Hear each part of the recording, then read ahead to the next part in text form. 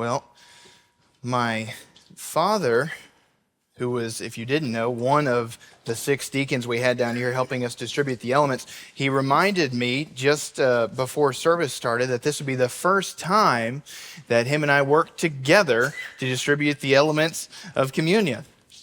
And I thought that was a little special for me. I used to help you actually when y'all were shy a deacon or two on a Sunday. We'd call up some youth. I actually grew up in this church, if you didn't know. In fact, I couldn't help but think as I was working with the deacons here and I handed the elements to each one, especially when I got to Donnie, I couldn't help but think, I used to watch him play church softball.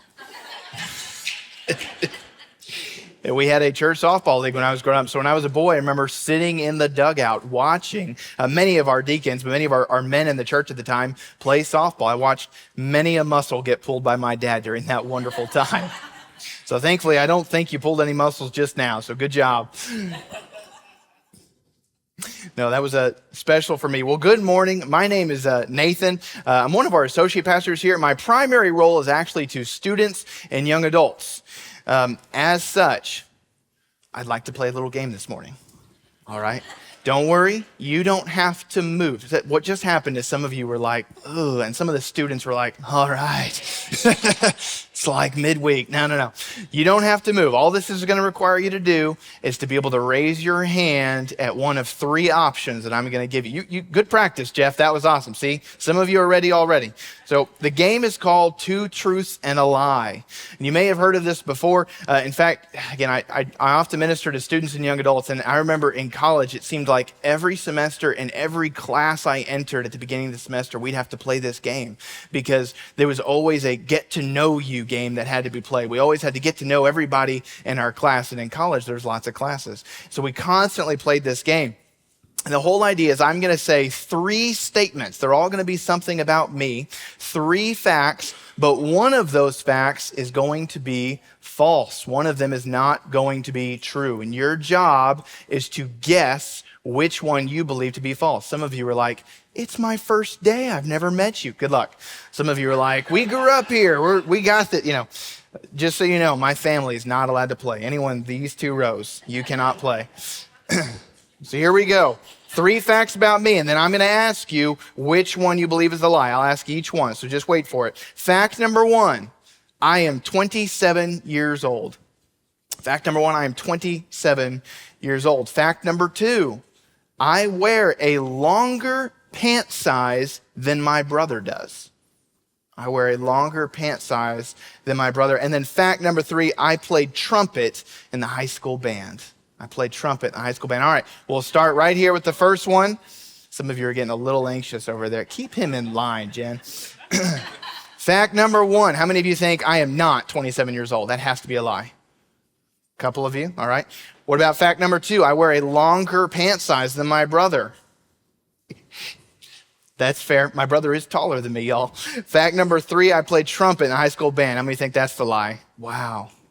I'm impressed. A lot more of you knew that than I thought. I think Matthew kind of ruined some of it, though. He was a little too anxious. I did not play trumpet in the high school band. I played saxophone.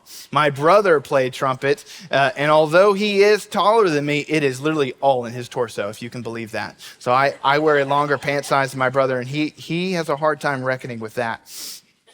Jonathan actually played trumpet and then would go on into worship ministry, and now I can reckon he can play most things. All right, Nathan, why are we playing games this morning? Well, when we look at our passage today, we're going to see, when we look closely at it together, as we're going to do, we're going to walk through the whole passage after I read it, and I'm going to point out a couple verses to you that I really want you to pay extra special attention to. And what we're going to find is 3 lies and a truth. That's the name of the sermon. It's very similar to the game we just played. We're going to look at 4 things that come out of this passage, and only one of them is true. The rest are lies, and I think we can learn something from this. But we're going to be in Mark chapter 15 today, beginning in verse 20. And so as you turn there, let me just remind you, a few minutes ago, before our lovely little game that you all loved so much, and we'll be talking about the rest of the day, before that, we spent some time taking communion together, taking the Lord's Supper together. All of that was in remembrance of that upper room where the Lord gathered with his disciples and they took the Lord's Supper together. The last verse, in fact, that was mentioned that I did not read for you in that pericope was actually this statement that said, after singing a hymn, they went out to the Mount of Olives. After singing a hymn, they went out to the Mount of Olives, which is exactly what we did when we were done, was we sang a hymn. And now I want to recall you to that scene. You've celebrated the Lord's Supper. Jesus has spoken. He's talked about him leaving and returning. You're getting a little anxious. And then you begin a walk to the garden. And on the way there, Jesus begins to tell everybody that they're all going to run scared. Well, that's concerning. And Peter doesn't have any of it. And so he says, I'm never going to leave you, Lord. And he says, you're going to deny me before a rooster crows.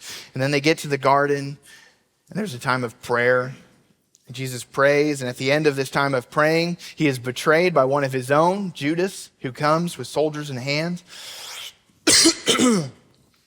And so he goes and he faces a trial. Nothing about the trial was right or legal in any particular matter, but he faces this trial. And then the high priest, after a lot of questioning, a lot of throwing stories and testimonies at Jesus, they're trying to really get this nailed down. They need something so they can kill this guy. They're sick of Jesus. After 3 years of ministry, they are sick of him. And finally, the high priest asked, are you the Messiah, the Son of the Blessed One? This is Mark 14, verse 62. I am, said Jesus, and you will see the Son of Man seated at the right hand of power and coming with the clouds of heaven. Ooh. Well, that was a clear enough answer for them, and that condemns him right there to die. And so they begin to beat him, and they take him to Pilate, and they want him arrested and flogged. And what they end up doing is they have a tradition. Pilate has a tradition. Well, I'll release to you one of two prisoners on this particular day. Do you want Barabbas, who murdered people in a rebellion? So you want a rebel, a revolutionary, or do you want this Jesus guy? And they say, give us Barabbas. We do not want that Jesus guy. We want him dead. And so they take Jesus and they flog him and they hand him over to the military. And the military dress him up in a purple robe and a twisted crown of thorns. And they mock him, Hail, King of the Jews. And then they let him out to crucify him. This is where we're going to pick up this morning as we get ready to read. We're going to read right through Mark 15, Mark chapter 15, beginning in verse 20. Read through it with me if you have your Bibles. After they had mocked him, they stripped him of the purple robe and put his clothes on him. Then they led him out to crucify him. They forced a man coming in from the country who was passing by to carry Jesus' cross. He was Simon of Cyrene, the father of Alexander and Rufus. They brought Jesus to the place called Golgotha, which means place of the skull. They tried to give him wine mixed with myrrh, but he did not take it.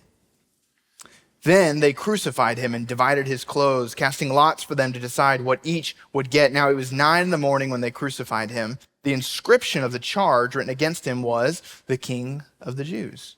They crucified 2 criminals with him, one on his right and one on his left. Those who passed by were yelling insults at him, shaking their heads and saying, Ha, the one who would destroy the temple and rebuild it in 3 days. Save yourself by coming down from the cross. And in the same way, the chief priests with the scribes are mocking him among themselves and saying he saved others, but he cannot save himself. Let the Messiah, the King of Israel, come down now from the cross so that we may see and believe. And even those who were crucified with him taunted him. All right. We're going to walk back through that. I want to point out to you a couple verses to look at specifically. Look again at verse 27. I want you to catch something. It says they crucified 2 criminals with him, one on his right and one on his left. This is after they looked at him and Barabbas, a man who they knew who had murdered people, and they had chosen to release that murderer over Jesus. Most likely crucified among rebels out by the road. People were crucified out by the road outside of the city gate so that people coming and going might see and be warned. Hey, we don't put up with that here.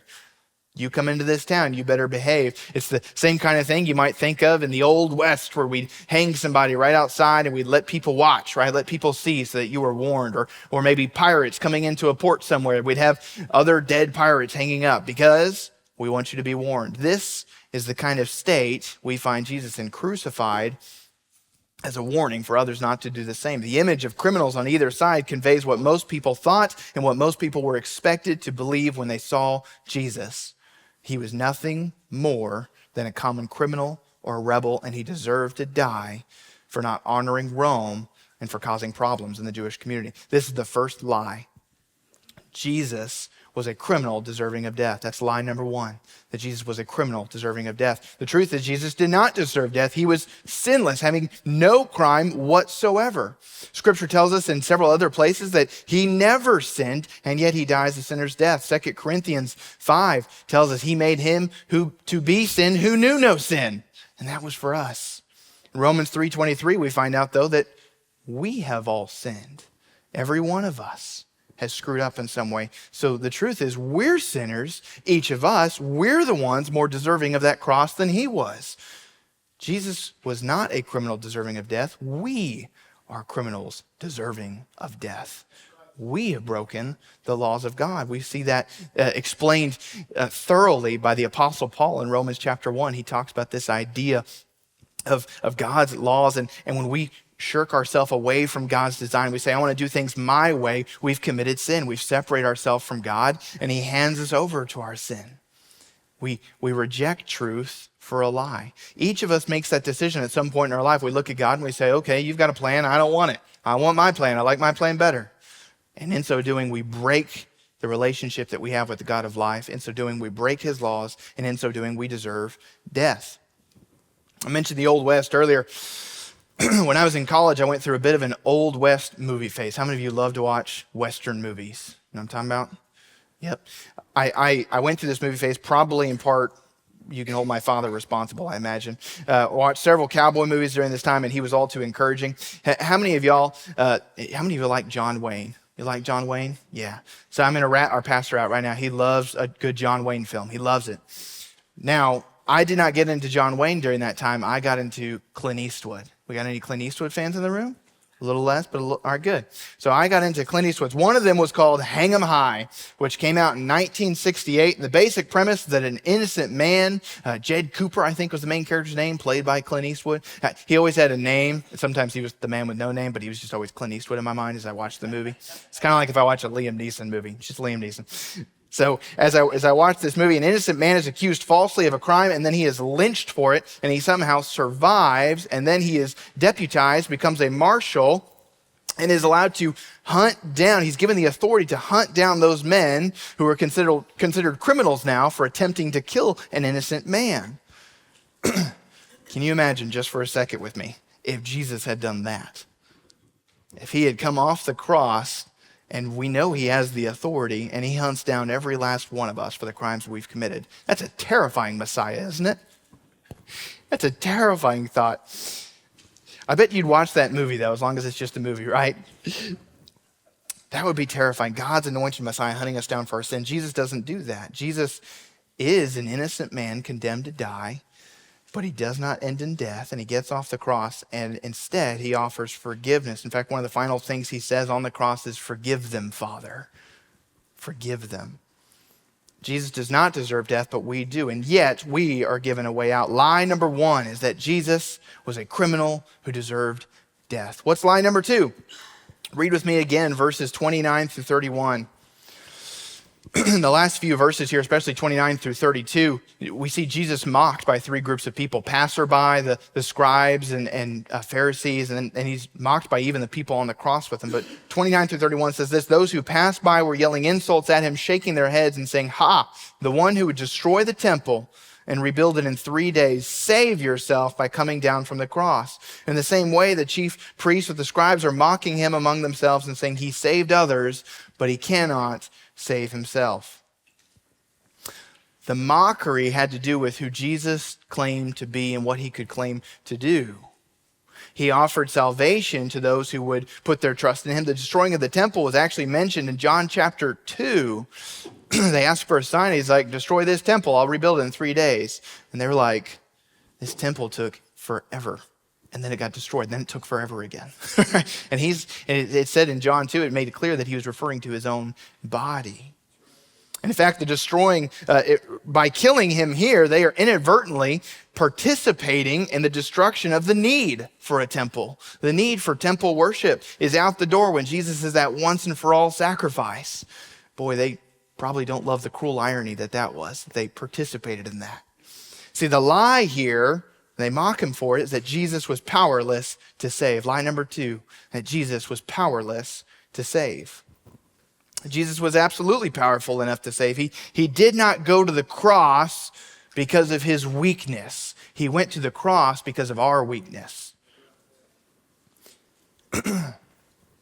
John chapter 10 talks about that, talks about how he offered himself. We are powerless to save ourselves. In John 10, he says, I lay my life down willingly.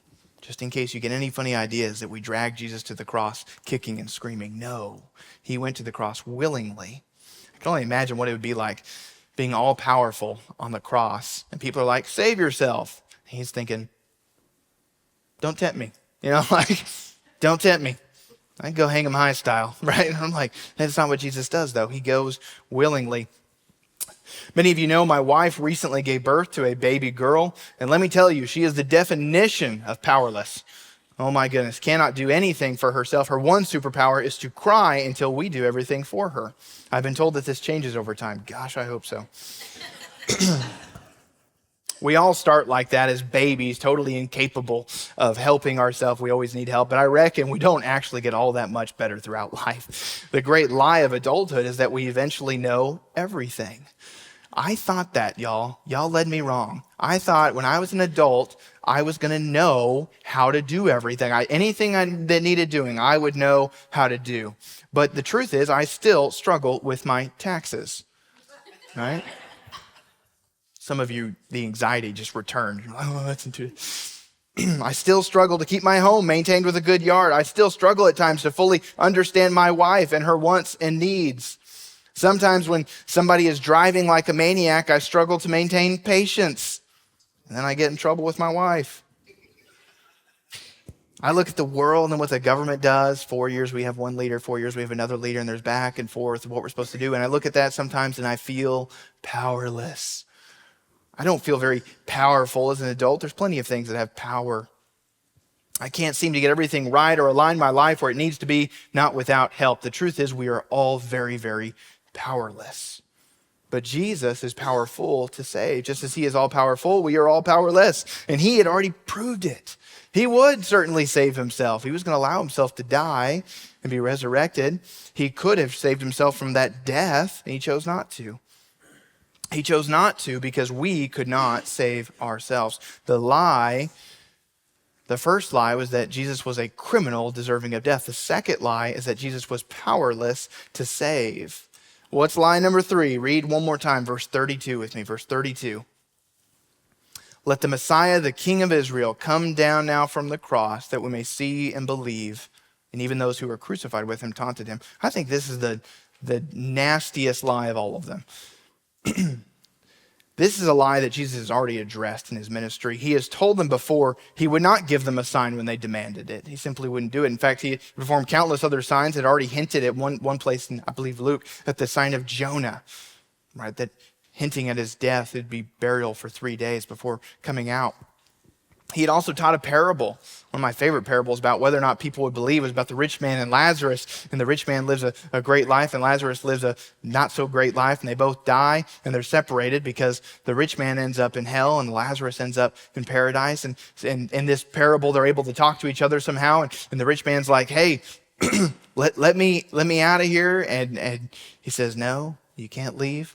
And he says, well, let me warn my family and my friends now that I know the truth. And the most starking thing he says, even if a man should rise from the dead, people will not believe. Well, I got news for you. A man did rise from the dead and people did not believe. See, if the great lie number 3 is if Jesus does what people ask of him, they will believe. If Jesus will just meet my demands, if he'll just give me a modern day miracle, why does Jesus not show up for me right now, do something crazy and weird and miraculous just to prove to me that he's there? Why won't he do that? We ask God for personal signs like this all the time, or we say, if he doesn't make my life hard, then maybe I'll follow him, or so long as he doesn't make me suffer without reason. If he would just meet my demands, I would believe. But the truth is that Jesus has given signs, but he does not give into our demands. Belief is something we must eventually choose by faith. We'll never convince ourselves, even when being given all of the evidence. Some of us receive more signs and reason to believe than others. And some of us even choose to believe, if you can believe this. Some of us choose to believe, but we refuse to surrender. I think that's crazy, by the way, to believe that Jesus is exactly who he said he was, to believe everything he said, and then not to submit to him in lordship. That's nuts. That's absolutely crazy. If you won't believe on faith, you won't believe him for anything. Nothing can convince you, not really. Think about it this way. What would I have to do to convince you? For some of you, this will be easy. What do I have to do to convince you that the Texas Rangers are the best baseball team on the planet? How many of you are like, that wouldn't be hard, Nathan, right? Wow, a couple Ranger fans that are actually a little up here, please. Don't be so shy, right? It'd be hard. For some of you, it might take some. Maybe they win the World Series. They finally did it just a couple years ago, but we're still not ready to call them the best team on the planet. What if they did it again, right? What if they just start winning the World Series every time? I guarantee you, some of you Houston people still wouldn't be able to account for that. You'd probably accuse them of cheating. What if every player was a perfect angel on and off the field? They all show up to practice in Jesus Wins t-shirts. Can you imagine that? Would you be willing to call them the best team at that point? You still couldn't do it because you might have another favorite team. It doesn't matter how good they are. I've seen this for years with football, and people are trying to debate over who the best quarterback is, and we can give you overwhelming evidence one way or the other. It doesn't matter, because somebody already has a favorite. I wonder how many favorites of things we have in life which prevent us from believing in Jesus, which prevent us from surrendering to him, even after overwhelming evidence. Don't fall into this trap. This is a nasty lie. If Jesus catered to your demands, you still would not believe. So you're going to have to decide whether to take him on faith or not, because he's not going to cater to your demands. Well, lie number one was that Jesus is a criminal deserving of death. Lie number two is that Jesus is powerless to save. And lie number three was that if Jesus does what people ask, what people demand, they will believe. Well, did these people get anything right, Nathan? I did mention there was one truth in this passage. Let's look at verse 26. The inscription of the charge written against him was the King of the Jews. If you remember, this is what they had mocked him for. The military had stripped him of his clothes, put a purple robe on him, put a crown on him, and they mocked him as being this king of Israel. The great tragic irony is he is the king of Israel. He had been mocked as king of the Jews, but it was actually true. He was a king above Jews and a king above Rome and a king above us. They got correct the charge against him. Jesus is king. That is the truth in this passage. Jesus is king. And we too must make a choice about how to deal with that truth. Many of us will choose, knowing that truth, that Jesus is king, we'll still choose to crucify him. Or in our frustration with him, or in our refusal to believe in Jesus as the king, we'll put him to the cross, put him to death in our life. We'll warn others to do the same, to not allow him his rightful place in our life, but is far, far better to kneel in the presence of the king, since he is dying on a cross that we might be saved. Jesus is a perfect and powerful king who has given his life that we might believe. I wonder, now that it's put that way, if you would choose to believe this morning, if you would surrender the lies that you've given into, the lies that you've believed about Jesus in your own life, in your own narrative where you crucify the Lord. Will you believe that you are deserving of death, that you are in fact powerless to save yourself, and that if you try to make demands of God, bargaining with him for your faith, it's so silly to try to bargain with God for our faith. Oh, you say my faith is precious to you, Lord. I can bargain with you. We're not in that position. I promise you that. We're not in the position to bargain with the Almighty God. Don't bargain any longer. Just surrender, because someone went to the cross for you who is not a criminal, who is not powerless, and who loves you enough to have already left you plenty of evidence and call you to salvation.